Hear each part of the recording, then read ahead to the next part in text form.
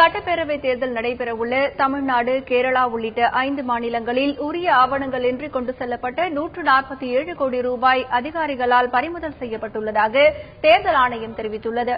இது தொடர்பான கூடுதல் தகவல்களை தருகிறார் எமது டெல்லி செய்தியாளர் சலீம். சலீம், சொல்லுங்க, பணம் பறிமுதல் தொடர்பாக தேர்தல் ஆணையம் என்ன தகவல் சொல்லியிருக்காங்க?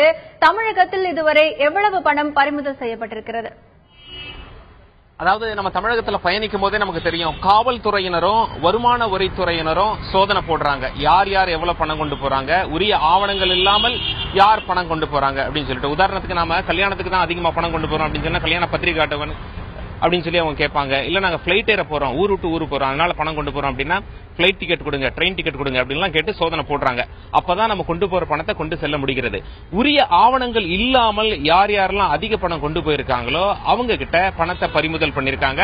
5 மாநிலங்களையும், தேர்தல் நடக்கும் மாநிலங்களும் 5 மாநிலங்களும் சேர்த்து நீங்க சொன்னது போல் 147 கோடியே 34 லட்சம் ரூபாய். தமிழகத்துல மட்டும் எவ்வளவு அப்படின்னு சொல்லி கேட்டீங்கன்னா 88 கோடியே 22 லட்சம் ரூபாய். இது 5 மாநிலத்துல பிடிக்கப்பட்டிருக்க பணத்துல சுமார் 60% என்பது குறிப்பிடத்தக்கது.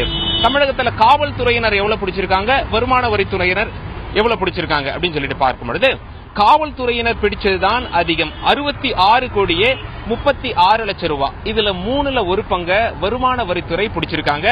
21 கோடியே 86 லட்சம் ரூபாய். மற்ற மாநிலங்கள், தமிழகத்துக்கு பின்னால எந்தெந்த மாநிலங்கள் நம்ம 2-3 இடத்துல வருது அப்படின்னு சொல்லி பார்க்கும் பொழுது தமிழகத்தின் அண்டை மாநிலமான கேரள மாநிலத்தில் 22 கோடியே 54 லட்சம் ரூபாய். அதன் பிறகு மேற்கு வங்கம் 20 கோடியே 75 லட்சம். அதன் பிறகு அசாம் 12 கோடியே 33 லட்சம். கடைசியாக புதுச்சேரி 3 கோடியே 50 லட்சம் ரூபாய் பணத்தை பிடித்திருப்பதாக நமக்கு இந்திய தேர்தல் ஆணையம் தகவல் சொல்லியிருக்காங்க.